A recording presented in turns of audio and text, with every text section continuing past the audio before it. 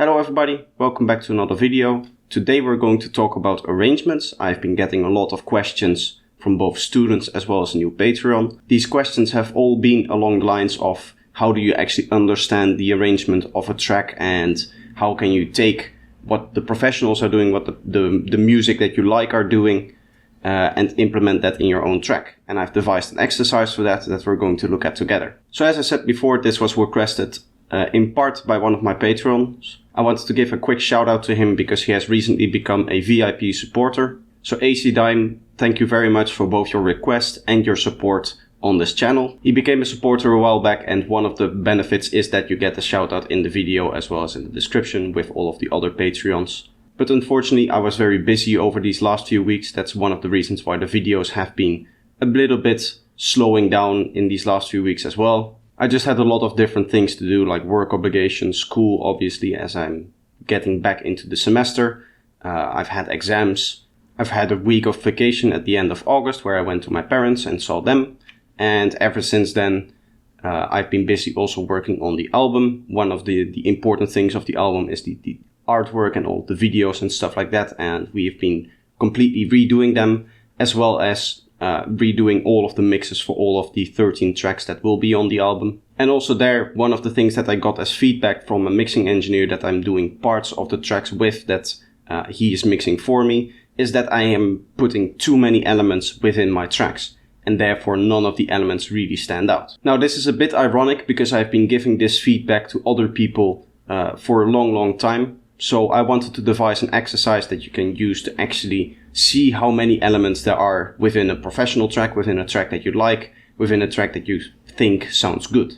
So today I wanted to show you this exercise, so let's dive right into it. So here's the project that I'm using for this exercise, and you can see I have the track Distortion of Time here. This is a track by Outsiders. It's one of my favorite tracks. I really like the way that the elements sit within the track and how each element has its own space. So I wanted to use this track for this analysis that I'm doing. And as you can see, I'm in the middle of this exercise. You can see there's a lot more elements in here that I've lined out than anywhere else. You can see I've done basically the drums for the whole track, but in terms of all of the other elements, I've mainly been focusing on this first part here. So what am I actually doing here? I am actually looking for different elements within the track. So what I'll do is I'll play the track and I'll say to myself, okay, now I'm going to focus on the kick, and I'm going to look with MIDI clips. And sometimes what you can do is you can add an automation as well if you want to describe something, but I've been mainly doing this right now with MIDI clips,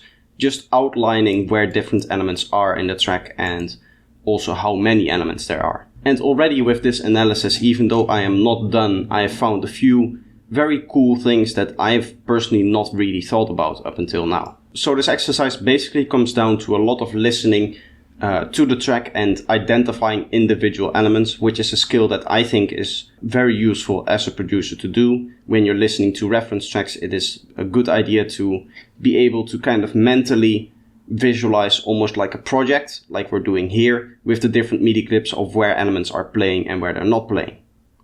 And you can see sometimes I'm really descriptive. A good example of that is this kick, where I'm really saying, okay, there's a kick here, and then it stops here, because obviously we can see the sub of the kick up until this point, and then it stops. But sometimes I'm also like, okay, this is going to be a loop for the kick, so I just drag in one MIDI clip. The idea is that we have a project where both on the grand scheme of things, like scrolling out, we can see, okay, this is where the kick is, there's a little fill there. We can see there's another bit of kick here, there's another bit of kick there, another fill, and so on and so on. We can like mentally say, okay, where the different elements are, how are the fills working, how are the transitions working. But then when you go and dive deep into the project, when you want to look at specific details, like zooming in right here, we can also see, okay, so we have this fill here, we have this drum fill, and then we have the kick, and the drum fill plays up until the kick, and then we go to a different element here. We have this reverb clap that is playing. So just as an example here, I'm going to play this part. I'll probably get a copyright strike, but that's okay, just so that you have an idea of what we're looking for. See if you can identify these three different elements within the whole of the track.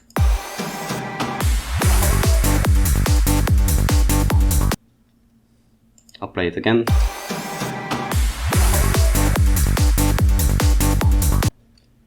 What I find specifically difficult in these kind of situations is where you have things like this, where we have a kick with a transient and a clap, reverb clap, which I've called it with a transient, and then identifying those two elements as different elements. So if I just play this single beat here, you can hear, if I listen to it continuously, you can start to kind of almost mentally pull these two elements out. You can hear the reverb mainly here, and you can see obviously there's a kick here, but you can also hear the kick being there.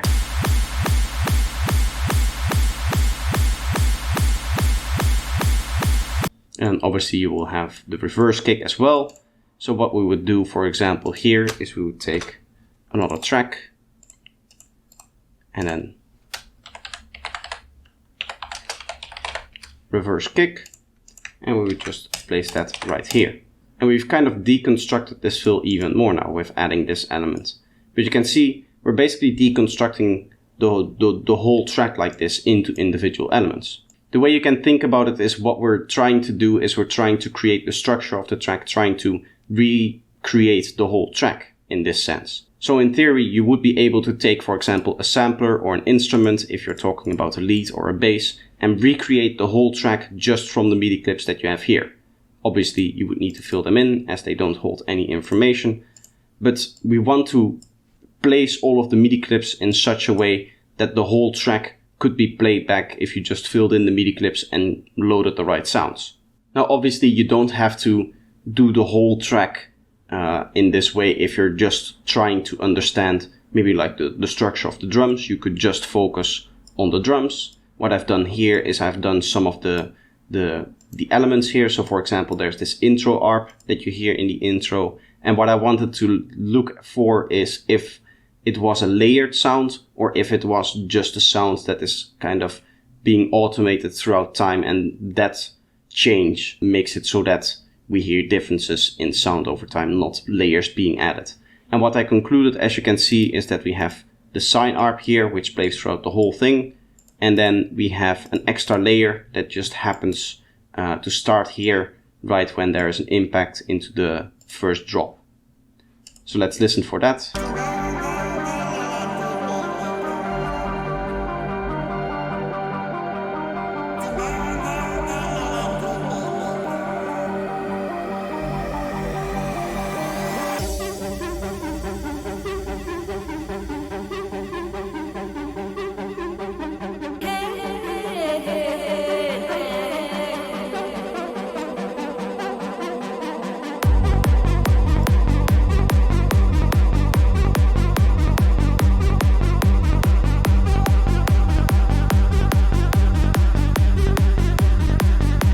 What could also be the case is that maybe this is a changing arc, so you would have something like this, where at this transition point we have it going from one sound to the other. I don't know why I specifically chose to actually represent it like this. I think both options could be good in terms of like actually representing what the track is doing. At the end of the day, we are not trying to actually make this track, so it's not really important where these elements exactly line up. What we're trying to look for is some kind of structure. So an example of this is all of the one shots here, when we're really looking into the structure. And what you'll notice is we have this one lead in here, which is this kind of double lead that is playing throughout the whole thing, and that is continuously being automated to change over time. And that's being supported by this whole host of other sounds here. We have this other kind of bandpass plucky thing, and then we have a whole bunch of one shots here. And then we have one effect that I'll also talk about. So let's have a listen to this section.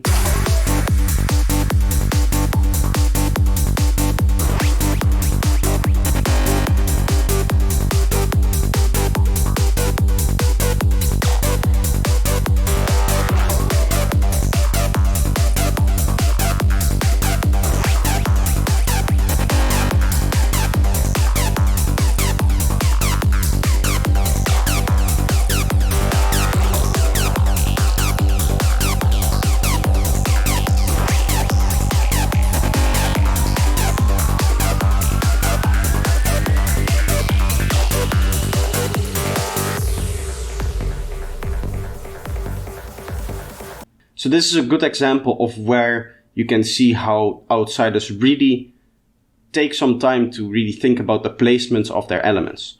So for example, what you'll see is once this element comes in, there's a whole bunch of these one-shots that no longer play. So you can see kind of a structure being built up here. We have a one-shot here, we have a one-shot here and then there. And if we would take this and copy this over, you can see we have the same structure almost there. Obviously these are two individual sounds and this is one sound.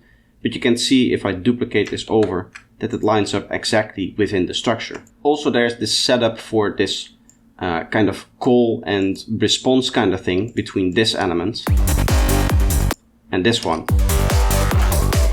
Now once we get into this sound, you can see one of these elements drops away. This element in particular is no longer being repeated here. And some of these other elements as well are making way for other elements here.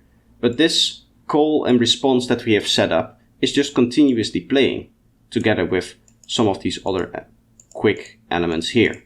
So you can basically see we have, okay, our main element, which is being supported by this element now, and therefore some of the one-shots have to go away to make space for this particular element. Now for me personally, one of the biggest discoveries that this exercise has already taught me, even though I haven't finished it yet, is that there's a lot of change that happens to the lead elements and to the one-shots and to the effects and the pads and all of the other sounds without there being a change in the drums. You can see throughout this whole section there's no change in the drums, whereas here we have a section more focused towards one-shots, and then here we have a section where this extra lead comes in, and then here we have a section where suddenly we have this pad going into a version of the pad that becomes like rising. That's why I've added it as like an effect, because it's in that sense it's considered an effect in the sense that it's a riser, whereas here it's just kind of like a pad.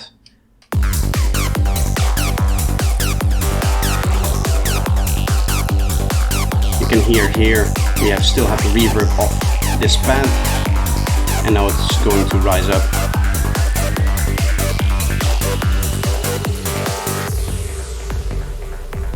And you can hear how that becomes the riser that carries you through to the next section. Another thing that I've noticed is that the same happens with the drums without there being a difference in main elements in terms of the leads and the stuff like that. So in this section, for example, we can see there's changes in the drums, even though there's no changes in, for example, the kick and bass. If I were to produce this track, what I would have done is I would have added a little fill here, and I would have added a little fill like right here. And then I would probably have the kick maybe stop right here and right there. Obviously also with the other drums, maybe like this, I don't know. Or have one kick still playing and then, you know, one beat pause in the bass line, something like that. But he hasn't done that. He's just transitioning without any like actual announcement to the new element actually starting to play. The whole blinking cosmos, with all its galaxies, and forever and ever and ever, whatever it is beyond that.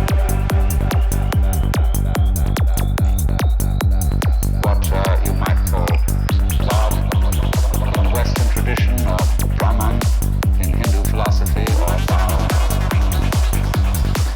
You can hear that apart from the vocals masking it, there's nothing that is actually announcing this change, announcing this thing that is about to happen. And still we can hear, okay, there's this kind of like sine sweeping down kind of clap, and then here we go into a more traditional kind of clap, which I think is a really interesting approach to production and making space, because all of your traditional transition elements like fills and risers and downlifters, they are going to take up space in the mix. They are going to make your mix more complex. So to keep it simple, you just don't do them. And you let the element itself become kind of its own transition almost. You kind of mask it with the vocal that's playing here, which you can see I've outlined here. But you can hear there's nothing, as I said, that announces this change or that says, okay, this change has happened, like you would have with like a downlifter. It just kind of appears. Now, what does this mean for your productions? Well, you could do this exercise, right? You could just open up a track like I've done, and you could place it on a track and start deconstructing it. But I do have to warn you that this takes a lot of time to actually do. and it is a skill that you need to build up. You're not going to dive into this exercise first time, deconstruct it perfectly. Like right now, I'm doing this really for the first time as an exercise like this, but I've dabbled in kind of like remaking sounds and remaking specific parts of a track, like I've done it for tutorials as well. So I've been doing this stuff in some kind of sense for a while now. And still, as we saw before with this example, where I'm still not sure if it's actually one lead layered on top of another, or if it's one lead playing first and then the other playing, it's really hard to look into a single wave file and see all of the different elements. One thing that I've found when I'm talking to, for example, my parents or other friends of mine that don't have a production background is they don't really have the ability at all to distinguish different elements within a track. I remember having a conversation with some of my friends about a song that was like playing on the radio or on a CD or something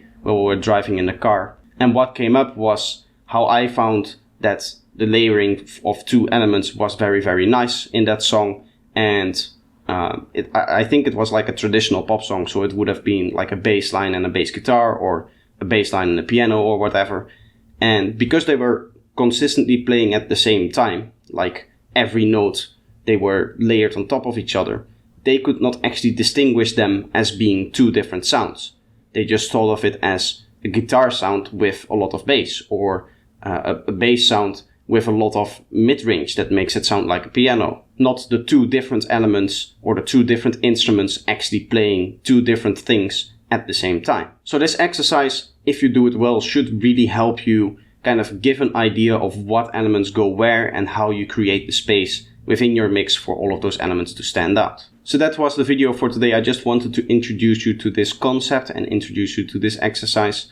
I initially wanted to do this with some of my students, but I've decided that it just took too much to actually cover in a lesson. When I'm talking to students and when I'm working with students, what I like to do personally is focus a lot more on their music and actually dive into their projects and, watch through the Zoom call when they are producing what they do, and spending a whole few hours just looking at a reference track and having them listen over and over and over again, trying to get individual elements out and distinguish the different elements from each other.